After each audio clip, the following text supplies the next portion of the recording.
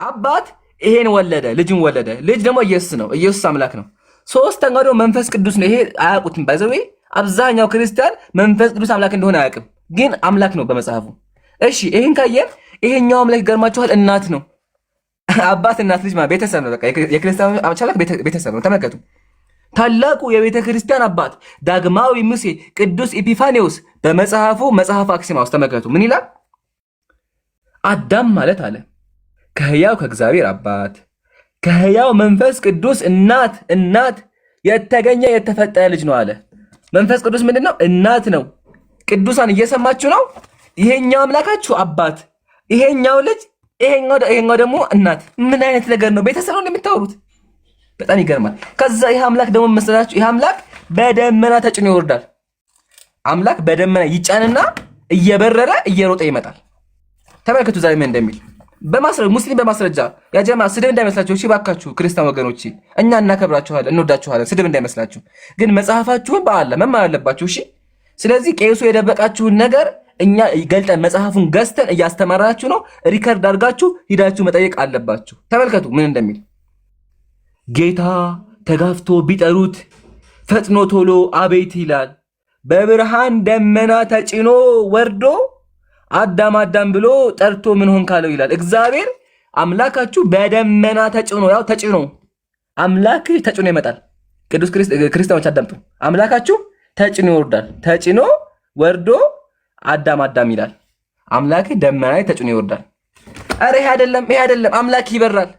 አምላክ ይበራል። ወላሂ ይበራል። መጽሐፍ ቅዱስ ነው ያለው። ላሳያችሁ ነው። መጽሐፍ ቅዱስ ተመልከቱ ምን እንደሚል። በጣም ይገርማል እኮ ሱብሃንአላህ ነው። በጣም አዝናለሁ ይሄ ነገር ስናገር፣ ግን መጽሐፉ ነው ተመልከቱ። ሰማዮችን ዝቅ ዝቅ አደረገ ወረደ። የክርስቲያኖች አምላክ ወረደ። በኪሩቤል ላይ ተቀምጦ ምን አደረገ? በረረ። አያችሁ፣ ሙስሊም በማስረጃ አምላካችሁ ይበራል። ምን እየተከናወነ ያለው? ያው በመልአክ ላይ ሆኖ ኪሩቤል ላይ ተቀምጦ ይበራል። ኪሩቤል መልአክ ነው። እሱ ላይ ወጣበትና ይጋልባል ማለት ነው። ይበራል እሱ ላይ ሆኖ። ይሄ ምን አይነት አምላክ ነው ክርስቲያን ወገን?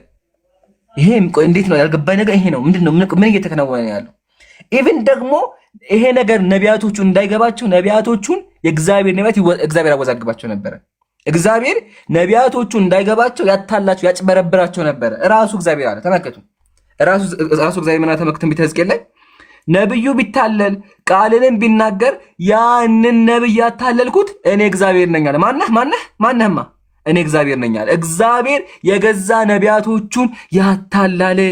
እጄን በእርሱ ላይ ዘረጋለሁ፣ ከህዝቤ ከእስራኤል መካከል አጠፋዋለሁ አለ። ራሱ አታለው ራሱ የሚያጠፋ አምላክ እግዚአብሔር፣ ያው እኔ እግዚአብሔር ነኝ አለ። ኧረ በእናታችሁ ምን እየተከናወነ ያለው? አምላክ በደመና ተጭኖ ወርዶ አምላክ በሮ፣ ይሄ ደግሞ እንዳይገባቸው ነቢያቶቹን አጭበርብሮ ካጭበረበረም በኋላ ገሏቸው። ምን እያደረገ ነው ያለው አምላካቸው? በጣም ጥያቄ ይሆንብኛል። ብዙ ነገሮች ነው ያሉት። አሁንም አይ ቲንክ ደቂቃዎች አሉ። ስለዚህ እንሄድበታለን። ተፈضሉ ጨምሩበት።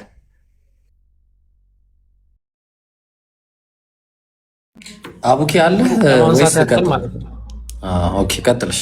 አሁን ነው የመጣሁትና ለማንሳት ያክል ሁለት ነገር ብቻ ነው የምጨምረው። ሁለት ነገር ብቻ ማለት ነው። አንዴ ሶስት ነገር።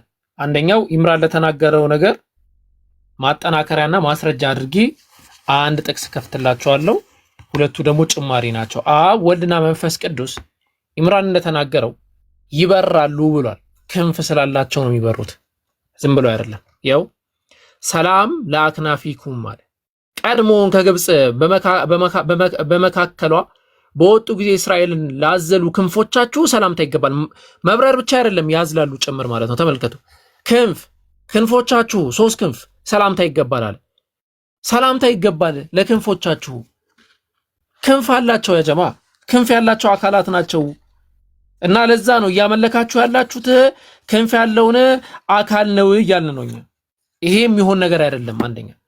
ሁለተኛ አምላክ በየትኛው መጽሐፍ በኦርቶዶክሳውያን እንደተሰደበው አምላክ አልተሰደበም። ይቅርታ አዝናለሁ ለዚህ ንግግሬ። ተመልከቱ። ባይብል ላይም አለ። ባይብል ላይም ታዩታላችሁ። ግን ምን ብሎ እንደሚያስቀምጥ እዚሁ ዜና ስላሴ ዘወርሃ ሰኔ ላይ የሚነበብ ነው። ምን ይላል? የዚህም ትርጓሜ እንነግራቸዋለን። እኛ እንደ እርሻ ትልነን ይላል። እኛ ምድር ባህር ላይ አስቀምጠናል ይላል። ለአደም ልጆችም እንድትበቃ አድርገናል። ለልጆቼም ከብዙ ስማችንን ይጥሩ እያልን አዘናል። እንደ እርሻ ትል ማለት አንድ በጣም አደገኛ የሆነ አካል በጣም የሰውን ነገር የሚነካ ሰውን በጣም የሚጎዳ አካል የሚገለጽበት አገላለጽ ነው። የእርሻ ትል ይባላል። የእርሻ ትል ገብቷችኋል? የእርሻ ትል ማለት ቡቃያን የሚያበላሽ ማለት ነው። በቃ ማኮስመን ብቻ የሆነ ስራው የእርሻ ትል ተብሎ ይጠራል ማለት ነው። አሁን ደግሞ ማሳያችሁ ጥቅስ አሁንም በድጋሚ ክርስቲያን ወገኖቼ ይቅርታ እንግዲህ መጽሐፍቶቻችሁ መምህራኖቻችሁ አባት እናቶቻችሁ ነው ይህንን ያስቀመጡት። ስለዚህ ያንን እኛ ደግሞ ማንበብ እናንተ እንድታቁና እርማት እንድታረጉ መጽሐፍቶች እየታረሙ ነው እርማት እንድታረጉ ይህንን እናሳያችኋለን ማለት ነው። አሁን ማሳያችሁ ደግሞ ምንድነው በክርስትና አስተምህሮ መሰረት አምላክ ራሱ ያዘዘው ትልቅ የሆነ ትእዛዝ አለ። ስለዚህ ትእዛዝ በደንብ እንሄድበታለን ብዬ አስባለሁ። እኔ አንድ ነገር ብቻ ነው ማሳያችሁ። ያ ትእዛዝ ቅዱስ መሳሳም ተብሎ ይጠራል። በቀላሉ ስንመለከተው ማለት ነው ቅዱስ የሆነ መሳሳም ማለት ነው። ያ ቅዱስ መሳሳም ማለት ምን ማለት ነው? ኢየሱስ ክርስቶስ ራሱ ያስተማረው ነው። ልክ ኢየሱስ ክርስቶስ ሲመጣ ልክ ከአንድ ሰው ጋር ሲገናኝ ከንፈር ለከንፈር ይሳሳም ነበረ። መጽሐፉ ነው የሚያስቀምጠው ይሄንን። ከዛስ ያ ደግሞ እንዲያደርጉ ክርስቲያኖች ያንን ባለማድረጋቸው እንደሚወቀሱም ጭምር ያስቀምጣል። አውዙ ቢላሂ ሚነሽ ሸይጣኒር ረጂም።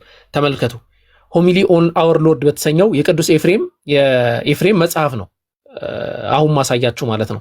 እዚህ መጽሐፍ ላይ ምን ብሎ እንደሚያስቀምጥ ልንገራችሁ። ከ13 ቻፕተር ቁጥር 13 እና 14 ላይ የሚገኘው ከ13 ጀምሬ ላስቀምጥላችሁ ማለት ነው። ማቴዎስ ወንጌል ምዕራፍ 9 ቁጥር 20 ይጠቅስና but with another he loved ምናምን ብሎ ያስቀምጥና ምን አለ? ማቴዎስ ወንጌል ምዕራፍ 9 ቁጥር 20 ላይ የሆነ ግለሰብ አለ። አንዷ የኢየሱስ ክርስቶስን እግር የሳመቻለች፣ አንዱ ደግሞ ያልሳማ አለ እና ሲወቀስ ምን ተብሎ ኢየሱስ እንደወቀሰው ተመልከቱ። by her who kissed his feet አለ። ያቺ የሱን እግሩን በሳመችው አለ he was rebuked እሱ ምን ተደረገ? ተወቀሰ አለ who did not desire to kiss his lips አለ አውዙ ቢላሂ ሚነሽ ሸይጣኒር ረጂም። ከንፈሩን ለመሳም ባለመፈለጉ ምክንያት ምን ተደረገ? ሪቡክር ተደረገ፣ ተወቀሰ። ያስወቅሳል። የኢየሱስ ክርስቶስን ከንፈር አልተሳመም ተብሎ ማለት ምን ማለት ነው? ይሄ ማለት ምን ማለት ነው? ይሄ ከዛ ምን ብሎ አስቀመጠ? ከቅዳሴ ስርዓት በኋላ አለ and አለ if defiled lips were sanctified by kissing his feet አለ ኃጢአተኛ የሆነች አካል ዝሙተኛ የሆነች አካል የኢየሱስ ክርስቶስን እግር በመሳማ ምክንያት ብቻ ኃጢአቷ ይቅር የተባለላት ከሆነ how much more should be no pure lips be sanctified by kissing his mouth አለ። ሱብሃንአላህ። ከንፈሩንስ በመሳም እንዴት ነው ሰው ይቅርታ የማይባለው? እንዴት ነው ኃጢአቱ ይቅር የማይባልለታል? ይኸው ተሳሳሙ ብሎ ያስቀምጣል ማለት ነው። for the sinful woman by her kissed received the grace አለ። ያቺ ኃጢአተኛ የነበረች ዝሙተኛ የነበረች ሴት እርሱን በመሳማ ምክንያት ምን አግኝታለች? ይቅር ተብላለች። ግሬስ አግኝታለች፣ ጸጋ አግኝታለች። እናንተ ክርስቲያኖች ሆይ ተሳሳሙ ይላል። ይህንን እኔ ብቻ አይደለም የምናገረው፣ ዮሐንስ አፈወርቅ ጭምር ይናገራል። ኤፍሬም ብቻ አይደለም የሚናገረው፣ ሌሎችም አካላቶች ይናገሩታል። እንመጣበታለን ማለት ነው። ይሄ ሴሞን በተሰኘው መጽሐፍ ላይ በቀጣይ ደግሞ አሳያቸዋለሁ። ኦገስቲን የሚናገረው ማለት ነው። ኢብሮ ወይ አለው ጉድ ነው እኮ አንተ ኢብሮ እባክህን ስማኝ። አሁን አቡኪ ያሳየ ከንፈር መሳም አይደለ? አዎ።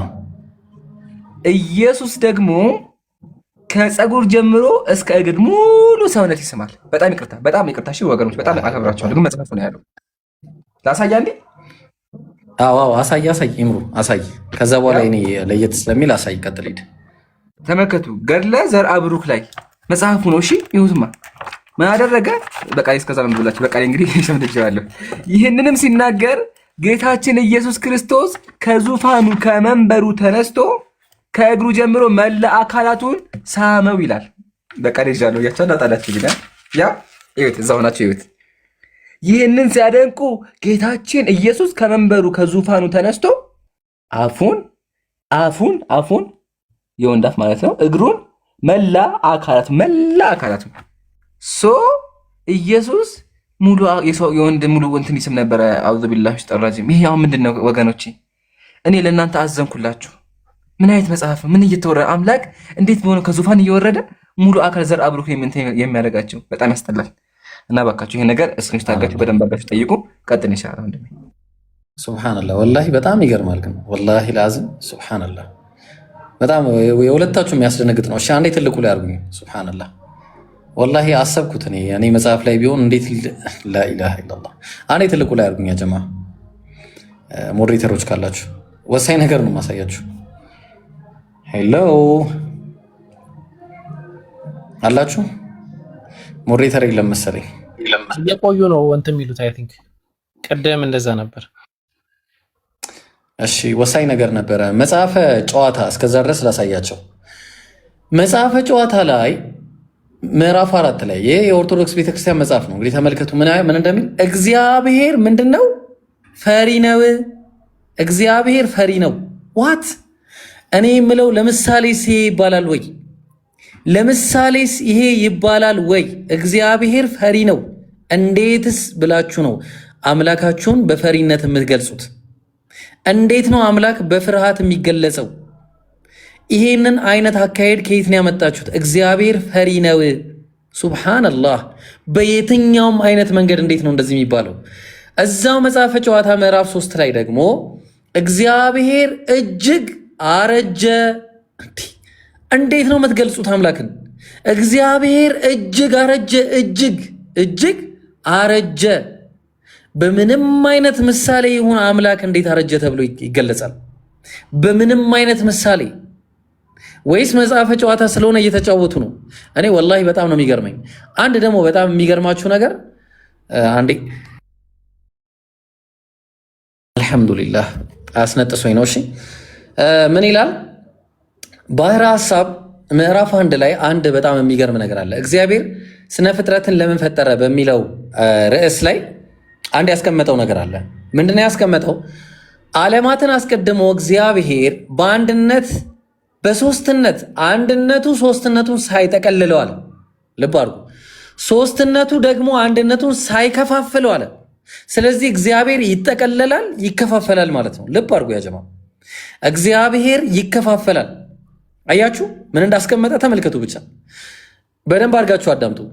እግዚአብሔር ልብ አድርጉ፣ ዓለማት አስቀድሞ ከእግዚአብሔር በአንድነት በሶስትነት አንድነቱ ሶስትነቱን ሳይጠቀልለው ሶስትነቱ ደግሞ አንድነቱን ሳይከፋፍለው ሲቀደስ ሲሰለስ ይኖራል አለ።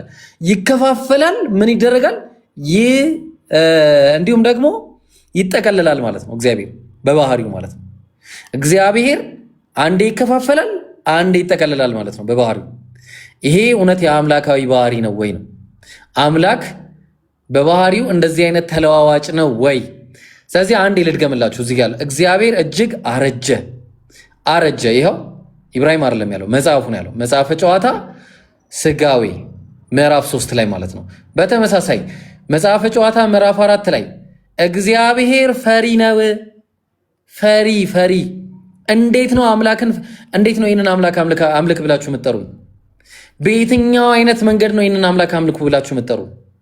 እግዚአብሔር ፈሪ ነው ብቻ ሳይሆን አንድ ልጨምርላችሁና እመለሳለሁ። ይበቃኛል እዚህ ላይ አንድ። ይሄ ሁሉ በነገራችሁ ላይ የእግዚአብሔር ባህሪያቶች ናቸው። ኢምሩ ወርዷል። አንድ ያስገቡት ኢምራንን አስገቡት በላቸው። ኢምራንንም ካለ አብዱልከሪምና እንትናንም አስገቧቸው። እሺ ማን ነው? ማሂርና አብዱልከሪም። እሺ ምን ይላል ተመልከቱ። እኔ ወላሂ በጣም ነው የሚገርመኝ። እኔ ለአምላክ እንደዚህ አይነት ባህሪ መስጠት በራሱ ምን አይነት እኔ እንዴት እንደምንስማማ እኔ አላቅም። ወዴት እንደምጠሩን ራሱ እኔ አላቅም። እግዚአብሔር ሰውን በምድር ላይ በመፍጠሩ ተጸጸተ። እንዴት ነው የሚጸጸት አምላክ የማመልከው?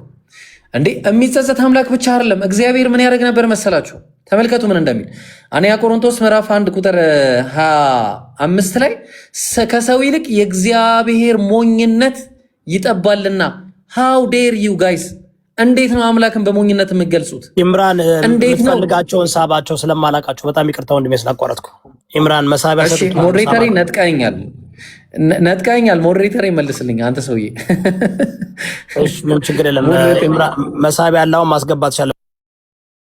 እሺ ግን አንዴ ቆይ አትሄድሻ እንዲያስገባኝ ልወደና ሞዴሬተር እንዲሳይል ድጋሚ ይገባል። እሺ ኦኬ እሺ ያ ጀማ ልብ አድርጉ። በሞኝነት ተገለጸ። ከዛ ደግሞ ቀጠልና ከእግዚአብሔርም ድካም የሰው ድካም ይበረታልና አለ። እንዴት ነው አምላክ በድካም የሚገለጽ? እንዴት በድካም የሚገለጽ አምላክን ነው አምልኩ የምትሉን? ይሄ በጣም ከባድ ነገር ነው። በጣም ከባድ ነገር ነው። ስለዚህ እንደዚህ አይነት አምላክ አምልክ ብላችሁ መጠራት በራሱ ለኛ በጣም ከባድ ነው። ስለዚህ መስተካከል ይገባዋል። ኦኬ ቀጥል። አቡኪ አለ።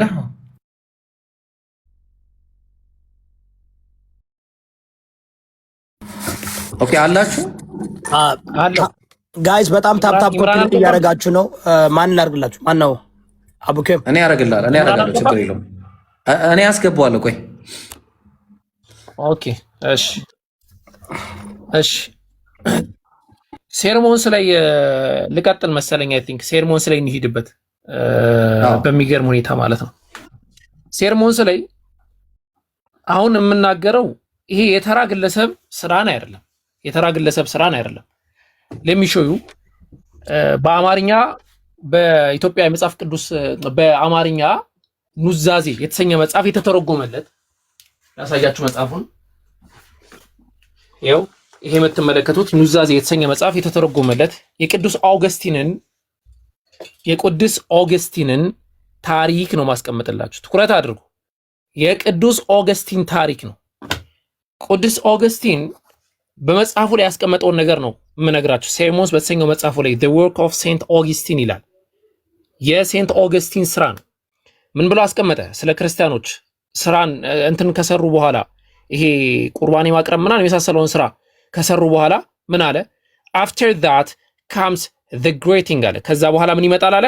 ሰላምታ ይመጣል አለ። ሰላም መባባል ይመጣል አለ። ምን የሚለው? peace be with you ከናንተ ጋር ሰላም